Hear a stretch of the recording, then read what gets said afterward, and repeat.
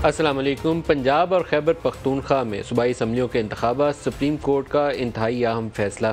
3-2 की अक्सरियत राय से ये फ़ैसला दिया गया। दो जजेज़ इसके ऊपर पहले इख्तलाफ कर चुके थे, दो ने आज 5 रुकनी बेंच में इख्तलाफ किया। तो सबसे पहले तो बहस जो ये शुरू होगी कि फ़ैसला 3-2 का अक्सरियती फ़ैसला है जो सूबाई असम्बली के इंतखाबात के हवाले से किया गया, या 4-3 का फ़ैसला है जिसमें पिटिशन्स को डिसमिस किया गया। मैं अभी इसकी बहस में ख़ुद नहीं जाऊँगा, अपने मेहमानों से पूछेंगे, लेकिन जो अहम नुकात हैं वो बज़ाते ख़ुद बड़े ही मानी खेज़ हैं और लीड करेंगे पाकिस्तान में आइंदा आने वाले दिनों में सियासत क्या रुख इख्तियार करेगी।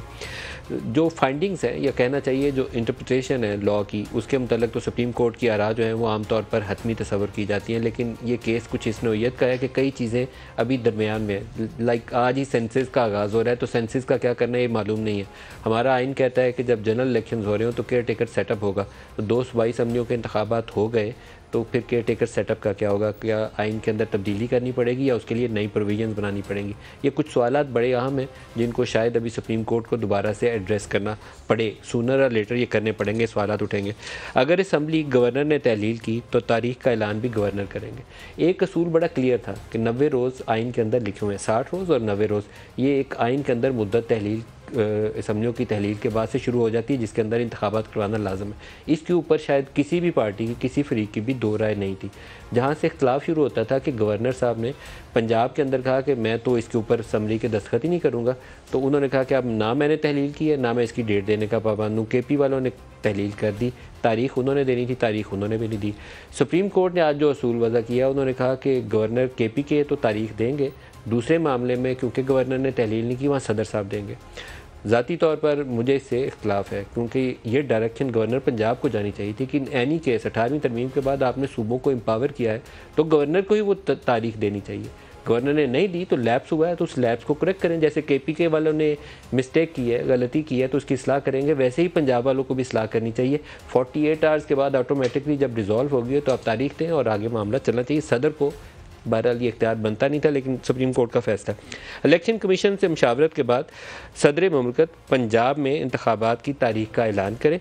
गवर्नर खैबर पख्तूनख्वा सूबाई असम्बली के इंतखाबात की तारीख का ऐलान करें। हर सूबे में इंतखाबात आइनी मुद्दत के अंदर होनी चाहिए। 90 रोज़ की मुद्दत आइन के अंदर, लेकिन अब सुप्रीम कोर्ट के इस फैसले की रोशनी में ये कहा गया है कि अब उसके ऊपर मिनवन अमल दरामद नहीं हो सकेगा, डिविएशन आएगी, लेकिन वो बेयर मिनिमम होनी चाहिए, कम से कम होनी चाहिए। अगर 15 अप्रैल आखिरी तारीख बनती है तो आप इसको इतना न खींचें कि 15 अप्रैल की बजाय आप 15 अक्टूबर पे ले जाएं, लेकिन जितना करीब ला सकते हैं इसको 15-20 दिन आगे पीछे हो जाए। 15-20 दिन कहा नहीं है सुप्रीम कोर्ट ने, लेकिन उन्होंने बेयर मिनिमम का लफ्ज़ इस्तेमाल किया, जिसका मुराद यही है कि कुछ दिन या चंद हफ्ते, 2-4 हफ्ते आगे पीछे हो जाए तो उसके अंदर अंदर इंतखाबात करवा दिए जाएँ।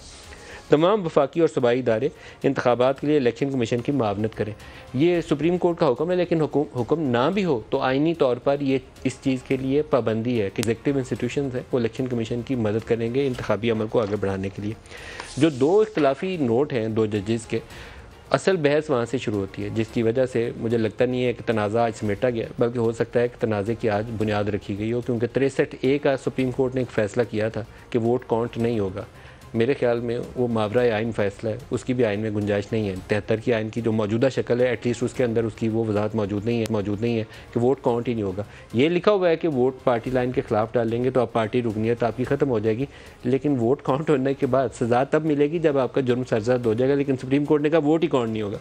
तो 2 जो इख्तलाफी नोट हैं जजेज़ के, उन्होंने लिखा कि आर्टिकल 184(3) के तहत ये केस काबिल समात नहीं है। अदालत को अपना 184(3) का इख्तियार, सो मोटो का जो इख्तियार है, इसे ऐसे मामलात में इस्तेमाल नहीं करना चाहिए। सुप्रीम कोर्ट हाई कोर्ट में ज़ेर इल्तवाब मामलात पर अज़ खुद नोटिस नहीं दे सकती।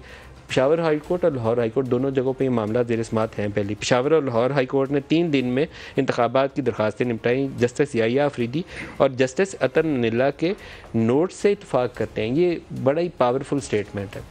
फुट नोट के अंदर जाके उन्होंने फुट नोट दिखाएगा जी इनका, फुट नोट के अंदर उन्होंने कहा कि जो मोहतरम जजेज़ ने, जस्टिस याहिया अफरीदी और जस्टिस अतर नीला ने पहले राय दी, इख्तलाफी राय दी, हम उससे मुतफिक हैं और उनकी राय will form part of the official judgment. जो इसका ऑफिशियल ऑर्डर आएगा उसके अंदर वो उनका हिस्सा हो गई। यहीं से वो 4-3 की बहस शुरू हो जाती है कि अगर उनका इख्तलाफी नोट भी इसका हिस्सा है तो क्या ये 3-2 का अक्सरियती राय का फ़ैसला है या 4-3 का वो फ़ैसला है जिसमें पिटिशन डिसमिस हो गई हैं। नवाज़ शरीफ केस की पनामा वाले मामले की के तौर पर बताया गया कि उसमें पहले 5 रुकनी बेंच में जस्टिस आसिफ सईद खोसा साहब ने उन्होंने उनकी छुट्टी करा दी, लेकिन बाकी 3 जजेस ने कहा कि नहीं, अभी इसको JIT बना के इन्वेस्टिगेट कर लेते हैं। बाद में जब हतमी जजमेंट आई तो वो फिर 5-0 से फैसला किया गया था। तो क्या ये मिसाल यहाँ उसका इतलाक़ होना दुरुस्त है या गलत है? मैं ख़ुद इस पर हतमी राय नहीं दे सकता, अपने जो माहिरीन हैं उनसे पूछेंगे। 90 दिन में इंतखाबात कराने की दरख्वास्तें मुस्तरद की जाती, ये भी इख्तलाफी नोट के अंदर ही जो 3 दरख्वास्तें आई थी उनको मुस्तरद किया जाता है। इलेक्शन कमीशन ऑफ पाकिस्तान से हमने रब्ता कायम किया कि अब सुप्रीम कोर्ट का तो बड़ा क्लियर कट ऑर्डर आ गया है, आपके पास क्या ऑप्शन हैं और क्या आप करने का इरादा रखते हैं। आज उनका इजलास भी था। ये अब ऑफिशियल पोजीशन है इलेक्शन कमीशन ऑफ पाकिस्तान की, जिसको मैं आपके पास रखने लगा हूँ। आज के इजलास में उन्होंने कानूनी माहिरीन से और अपनी ब्रेन स्टॉर्मिंग जो भी करनी है वो सारी कर ली है। इलेक्शन कमीशन इंतखाबात से मुतल्लिक कल सदर मुमलिकत को ख़त लिखेगा कि सदर साहब ये ऑप्शंस हैं हमारे पास, तो मुशावरत के बाद एक हतमी तारीख का ऐलान करना, उसके लिए बाकायदा उनको कल ख़त लिखेंगे। रमज़ान और ईद के पेश नज़र अवामी सहूलत को मद्देनज़र रखा जाएगा। अब 15 अप्रैल की तारीख या 9 अप्रैल की तारीख बनती है। 15 अप्रैल डेड लाइन है, 90 रोज़ पूरे होते हैं। सुप्रीम कोर्ट ने कहा है कि थोड़े दिन की डिविएशन करनी है, ज़्यादा नहीं करेंगी। तो कवीम कहान ये है कि अगर 23-24 अप्रैल के करीब ईद बनती है तो आफ्टर ईद हॉलीडेज़ किसी तारीख की तरफ जाया जा सकता है, और कवीम कहान हो सकता है कि फर्स्ट वीक ऑफ मई उसकी डेड लाइन के करीब, आप सोचिए कि ये पहला हफ्ते के आखिर जो है मई का, उसके करीब कोई तारीख आ सकती है। 1 से लेकर 7 के दरमियान कोई भी तारीख हो सकती है। इंतखाबात के हवाले से 2 तारीखें तजवीज़ की जाएंगी, फिर सदर साहब से मशावरत के बाद उसको हतमी शक्ल दी जाएगी। सदर मुमलिकत से मशावरत के बाद हतमी तारीख का ऐलान होगा। इंतखाबी मुहिम के लिए 54 डेज़ 54 दिन की जो कैंपेन है, नॉमिनेशन पेपर्स हैं, छपाई है, अमले ने जाना है, सामान भेजना है, उसके लिए टोटल 54 डेज़ उस काम के लिए रखे जा रहे हैं। तो जिस दिन ये तारीख हतमी तय हो जाएगी वहाँ से 54 डेज़ का काउंटडाउन शुरू हो जाएगा। बाकी लोग अपना गेस वर्क कर सकते हैं कि वो तारीख अप्रैल की 30 बनती है या मई का पहला हफ्ता बनता है या जो भी तारीख बनती है। हमारे साथ जो आज मेहमान शख्सियात हैं जिन पर बात होगी, हसन रज़ा पाशा साहब हैं पाकिस्तान बार काउंसिल से, वेरी वार्म वेलकम सर। मौला बख्श चांडियो साहब हैं पाकिस्तान पीपल्स पार्टी से, चांडियो साहब खुशामदीद। और इसके अलावा we are expecting doctor Tariq Fazal Chaudhry Pakistan Muslim League Nawaz से, वो भी शॉर्टली हमारे साथ होंगे। हसन साहब, पहले आप ही आगाज़ फरमाइएगा, ये जो 3, 2 और 4-3 की बहस है, पहले तो इसके ऊपर बता दें कि क्या फ़ैसले की नौइयत। देखिए, जो पहले दिन फैसला हुआ 23 तारीख को, वो आर्डर बहुत इम्पॉर्टेंट है। ये आपको याद होगा कि 23 तारीख वाला आर्डर 4 दिन के बाद ऑफिशियल वेबसाइट पे आया, और उसमें जजेस के जो डाइसेंटिंग नोट्स थे वो बड़े इम्पॉर्टेंट हैं, और उन्होंने क्लियर कट स्टैंस लिया कि जी कि ये 184(3) और सुओ मोटो इन दोनों चीज़ों को हम नहीं मानते, क्योंकि ये ठीक नहीं है। रीज़न उसकी बड़ी वैलिड रीज़न थी कि 2 हाई कोर्ट्स में मामलात पेंडिंग थे, और लाहौर हाई कोर्ट तो एक स्टेप आगे चली गई थी। सिंगल बेंच ने एक फ़ैसला दे दिया, वो उन्होंने इलेक्शन कराने का कहा। इलेक्शन कमीशन ऑफ पाकिस्तान को कहा कि गवर्नर के साथ कंसल्टेशन करके आप करें, लेकिन दूसरे फरीक ने चैलेंज कर दिया और वो पेंडिंग है ICA में। और उस पर बहस भी ये हुई। मंजूर लाई केस 1978 का 11 मेंबर्स बेंच था, उसमें भी ये होल्ड किया गया जी कि वो ये नहीं हो सकता।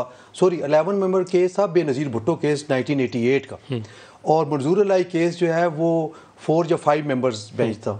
उन्होंने कैटेगरिकली ये कहा कि जब मामला हाई कोर्ट्स में पेंडिंग है तो फिर 184(3) की जो है वो इम्प्लिकेशन नहीं हो सकती, और इसी पे बेस बना के ये बात जो, तो आपका भी नुक्ता नज़र यही है कि अगर हाई कोर्ट में मामला था तो सुओ मोटो नहीं होना चाहिए था? बिल्कुल, मेरा भी यही है कि हाई कोर्ट में मामला पेंडिंग था, वो हाँ इतना कर सकते थे कि ये डायरेक्शन दे देते, जिस तरह आज जस्टिस मंसूर अली शाह साहब ने डायरेक्शन दी है कि हाई कोर्ट के विदिन 3 डेज़ जो है वो उसका फैसला करे, तो इस तरह की डायरेक्शन हो सकती थी।